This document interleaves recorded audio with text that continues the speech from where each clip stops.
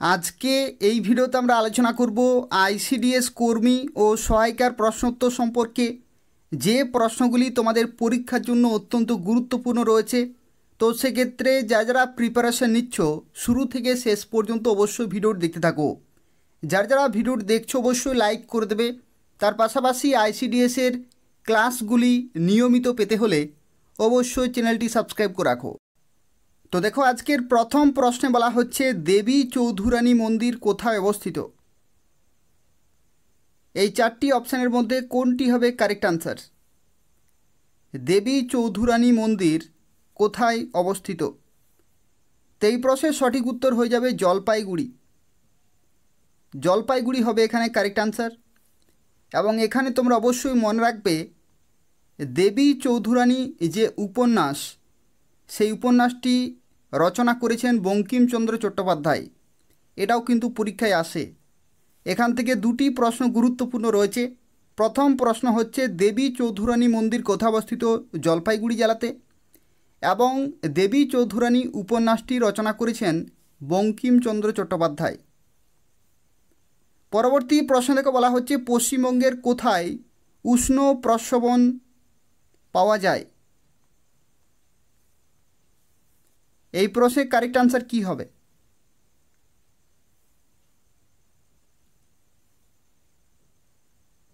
তো দেখো, এই প্রশ্নের সঠিক উত্তর হয়ে যাবে বক্রেশ্বর। বক্রেশ্বর হবে এখানে কারেক্ট আনসার। এবং তোমরা অবশ্যই মনে রাখবে বক্রেশ্বর হচ্ছে বীরভূম জেলাতে। বীরভূম জেলাতে অবস্থিত বক্রেশ্বর। এবং বীরভূম জেলার সদর দপ্তর, এটাও কিন্তু পরীক্ষায় আসে। বীরভূম জেলার সদর দপ্তর কোথায়? সিউড়িতে। ঠিক আছে, সিউড়িতে বীরভূম জেলার সদর দপ্তর। পরবর্তী প্রশ্ন থেকে বলা হচ্ছে আদিনা মসজিদ পশ্চিমবঙ্গের কোথায় অবস্থিত? আদিনা মসজিদ পশ্চিমবঙ্গের কোথায় অবস্থিত?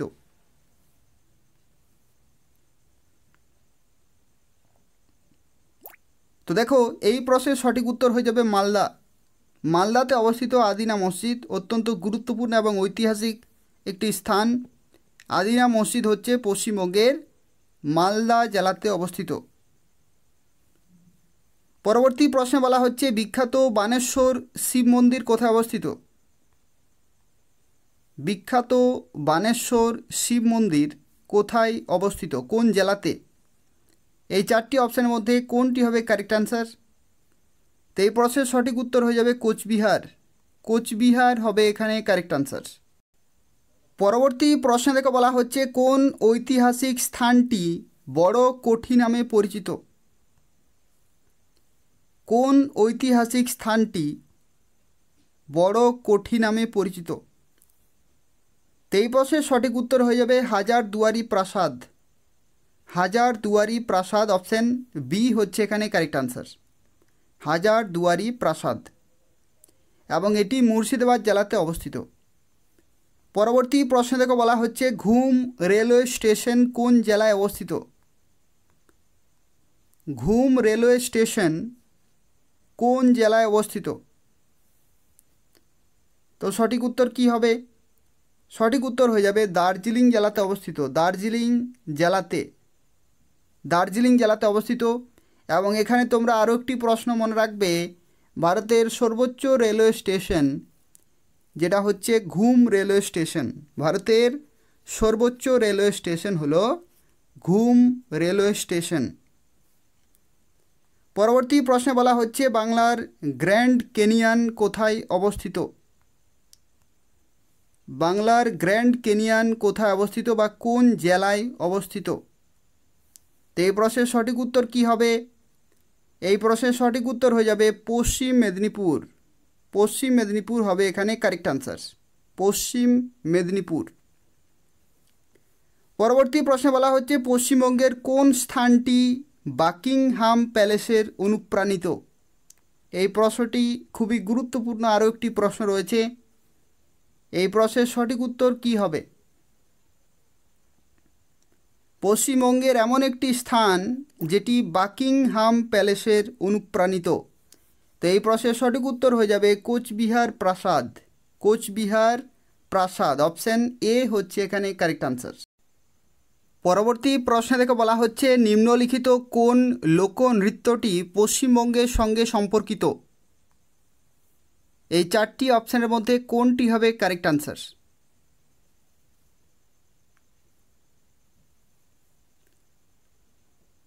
তো দেখো এই প্রশ্নের সঠিক উত্তর হয়ে যাবে গম্ভীরা। অপশান এ হচ্ছে এখানে কারেক্ট আনসার। এবং এখানে তোমরা মনে রাখবে লুর নৃত্য হচ্ছে হরিয়ানার, হরিয়ানার হচ্ছে লুর নৃত্য। লাবণী নৃত্য হচ্ছে মহারাষ্ট্রের, মহারাষ্ট্রের হচ্ছে লাবণী নৃত্য।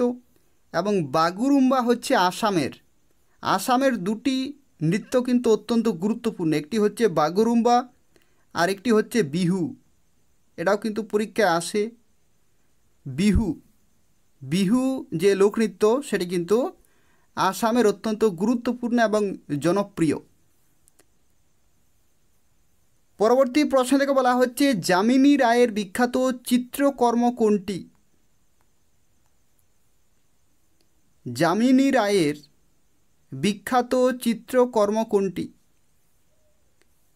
তো এই প্রশ্নের সঠিক উত্তর হয়ে যাবে কালো ঘোড়া। কালো ঘোড়া, অপশান সি হচ্ছে এখানে কারেক্ট আনসার। এবং এখানে তোমরা মনে রাখবে যে ভারত মাতা যে চিত্র সেটি অবনীন্দ্রনাথ ঠাকুরের। ঠিক আছে, ভারত মাতা চিত্রটি অবনীন্দ্রনাথ ঠাকুরের। এবং যামিনী রায়ের যে চিত্রকর্ম সেটি হচ্ছে কালো ঘোড়া। পরবর্তী প্রশ্নে থেকে বলা হচ্ছে পশ্চিমবঙ্গের কোন গ্রামটি সজীব মাটির পুতুল তৈরির জন্য বিখ্যাত? এই চারটি অপশানের মধ্যে কোনটি হবে কারেক্ট আনসার? পশ্চিমবঙ্গের কোন গ্রামটি সজীব মাটির পুতুল তৈরির জন্য বিখ্যাত? তো এই প্রশ্নের কারেক্ট আনসার হয়ে যাবে ঘূর্ণি। ঘূর্ণি হবে এখানে কারেক্ট আনসার। এবং তোমরা এখানে অবশ্যই মনে রাখবে এই যে ঘূর্ণি জায়গাটি রয়েছে এটি হচ্ছে নদিয়া জেলার কৃষ্ণনগরে। নদিয়া জেলার কৃষ্ণনগরে কিন্তু অবস্থিত ঘূর্ণি গ্রামটি। এবং এখানে সজীব মাটির পুতুল তৈরির জন্য কিন্তু বিখ্যাত। অপশান সি হচ্ছে এখানে কারেক্ট আনসার। পরবর্তী প্রশ্ন থেকে বলা হচ্ছে select the opposite word of lament. Lament যে শব্দটি রয়েছে এই শব্দটির বিপরীত শব্দ কি হবে? তো তোমাদেরকে এখানে জানিয়ে রাখি ল্যামেন্ট শব্দের অর্থ হচ্ছে বিলাপ করা বা দুঃখ প্রকাশ করা। তো বিলাপ করা বা দুঃখ প্রকাশ করার বিপরীত শব্দ কি হবে? বিপরীত শব্দ হয়ে যাবে রিজয়েস। রিজয়েস হবে এখানে কারেক্ট আনসার। রিজয়েস শব্দের অর্থ হচ্ছে আনন্দ প্রকাশ করা। ঠিক আছে, অপশান এ হচ্ছে এখানে কারেক্ট আনসার। পরবর্তী প্রশ্নে বলা হচ্ছে আমির খসরু কার দরবারে বিখ্যাত কবি ছিলেন? আমির খসরু কার দরবারে বিখ্যাত কবি ছিলেন? তো এই প্রশ্নের সঠিক উত্তর হয়ে যাবে আলাউদ্দিন খিলজি। আলাউদ্দিন খিলজি, অপশান ডি হচ্ছে এখানে কারেক্ট আনসার। পরের প্রশ্নে বলা হচ্ছে বাজার নিয়ন্ত্রণ নীতি কে চালু করেন? বাজার নিয়ন্ত্রণ নীতি কে চালু করেন?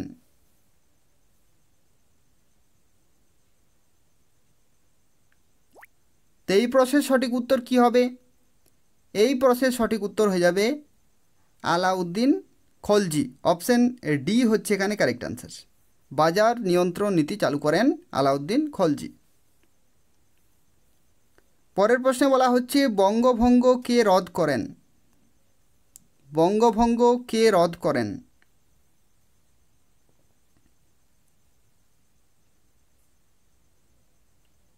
তো এই প্রশ্নের সঠিক উত্তর হয়ে যাবে Lord Hardinge. Lord Hardinge, option D হবে এখানে কারেক্ট আনসার। এবং তোমরা অবশ্যই কমেন্টে জানাবে কত সালে বঙ্গভঙ্গ রদ করা হয়েছিল, সেটা অবশ্যই কমেন্টে জানাবে। পরের প্রশ্নে বলা হচ্ছে রক্তরসে পিএইচ এর মাত্রা কত? রক্তরসে পিএইচ এর মাত্রা কত? তো এই প্রশ্নের সঠিক উত্তর হয়ে যাবে 7.3 থেকে 7.4। অপশান ডি হচ্ছে এখানে কারেক্ট আনসার। পরের প্রশ্নে বলা হচ্ছে মানুষের স্বাভাবিক হৃদস্পন্দনের হার কত? এই 4টি অপশানের মধ্যে সঠিক অপশান কি হবে?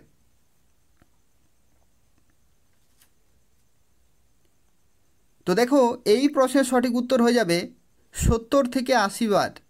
70 থেকে 80 বার, অপশান সি হচ্ছে এখানে কারেক্ট আনসার। পরের প্রশ্নে বলা হচ্ছে লোহিত রক্তকণিকার আয়ু কতদিন? লোহিত রক্তকণিকার আয়ু কতদিন? লোহিত রক্তকণিকার আয়ু কতদিন? এই প্রশ্নের সঠিক উত্তর হয়ে যাবে 120 দিন। 120 দিন, অপশান বি হচ্ছে এখানে কারেক্ট আনসার। পরের প্রশ্নে বলা হচ্ছে মানবদেহের ভারসাম্য বজায় রাখতে সাহায্য করে কোনটি? মানবদেহের ভারসাম্য বজায় রাখতে সাহায্য করে কোনটি? তো দেখো, এই প্রশ্নের সঠিক উত্তর কি হবে? এই প্রশ্নের সঠিক উত্তর হয়ে যাবে লঘু মস্তিষ্ক। লঘু মস্তিষ্ক, অপশান ডি হচ্ছে এখানে কারেক্ট আনসার। পরের প্রশ্নে বলা হচ্ছে মূত্রের রং হলুদ হওয়ার কারণ কি? মূত্রের রং হলুদ হওয়ার কারণ কি বা কারণ কোনটি? তো দেখো, এই প্রশ্নের সঠিক উত্তর কি হবে? এই প্রশ্নের সঠিক উত্তর হয়ে যাবে ইউরোক্রোম। ইউরোক্রোম, অপশান সি হচ্ছে এখানে কারেক্ট আনসার। তো এই হচ্ছে আজকের 20টি গুরুত্বপূর্ণ প্রশ্নোত্তর, যেগুলি তোমাদের আইসিডিএস কর্মী এবং সহায়িকার পরীক্ষার জন্য অত্যন্ত গুরুত্বপূর্ণ রয়েছে। যারা যারা ভিডিওটি দেখছো অবশ্যই লাইক করে দেবে, তার পাশাপাশি চ্যানেলটি সাবস্ক্রাইব করে রাখো আইসিডিএসের নিয়মিত ক্লাসগুলি পাওয়ার জন্য। ধন্যবাদ।